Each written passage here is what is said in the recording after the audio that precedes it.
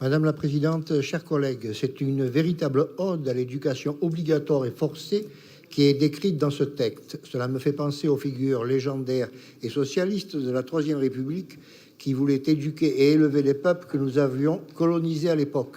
Petit relent de néocolonialisme peut-être. Depuis de nombreuses années, vous le dites vous-même, une action considérable en faveur de l'EEDD au niveau des jeunes publics, scolaires, collégiens, lycéens et étudiants est en cours. Nous serions tentés de dire que c'est un véritable matraquage intellectuel et médiatique que n'auraient pas renié les deux idéologies mortifères qui ont ensanglanté le XXe siècle. Vous considérez à travers ce texte qu'il faut insister encore plus lourdement pour essayer de convaincre ce jeune public d'adhérer à la doctrine.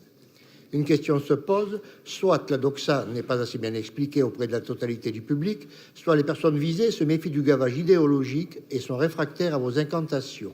Du temps de nos parents, et surtout dans le monde rural, point de sensibilisation à l'éducation à l'environnement, mais un savoir-faire ancestral nourri de la connaissance de ce qu'il fallait faire et des vertus d'économie que beaucoup d'entre nous n'ont plus.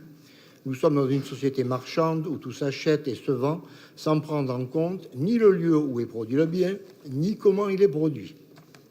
En généralisant les conventions pluriannuelles avec les associations, vous créez les conditions pour vous doter d'une véritable armée de militants politiques sur l'ensemble de la région. D'ailleurs, vous ne vous en cachez même pas. Vous voulez professionnaliser cette structure militante grâce à l'argent des contribuables. Il vous suffira alors de prononcer les mots populistes ou encore extrême droite pour déclencher dans un réflexe quasi pavlovien leur mobilisation pour grossir aux manifestations qui sont devenues faméliques ou encore défendre l'absence de résultats de votre politique.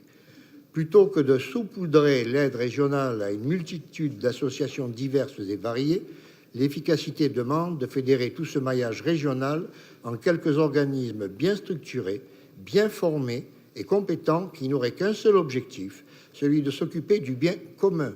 Cela permettrait aux élus que nous sommes de contrôler que les actions soient en accord avec les objectifs affichés. Cela permettrait également de réaliser un véritable bilan de l'efficacité de l'investissement régional. Nous fermerions ainsi la porte à toute tentative de clientélisme et le contribuable saurait où passe son argent. Par ailleurs, il ne vous suffit pas de vouloir former les habitants de notre région. Vous nous parlez, page 196, de l'international une fois de plus. Non, Madame la Présidente, la région Occitanie, ne vous en déplaise, n'est pas un État. C'est décidément une maraude de votre part. Vous deviez, adolescente, je pense, rêver d'être présidente de la République. Même si la loi MAPTAM et la loi NOTRe ont confié à la région des compétences renforcées, celle-ci ne devrait pas déborder du cadre régional. Enfin, Madame la Présidente, derrière tout ce discours affiché de volonté d'éducation, se cache, me semble-t-il, la véritable raison. En effet, vous écrivez dans le chapitre 4.2 que les assises régionales et territoriales de l'EEDD seront créées et que ce projet nous sera présenté lors d'une prochaine session. Une fois de plus, vous voulez enlever à notre Assemblée une partie des pouvoirs qui sont attribués à des membres élus et véritablement mandatés par le peuple souverain au profit d'un nouvel organisme. Vous court-circuitez les institutions avec le Parlement de la Paire, de la montagne, du littoral et j'en passe. Comme le disait si justement le Tigre, quand on veut enterrer une décision, on crée une commission.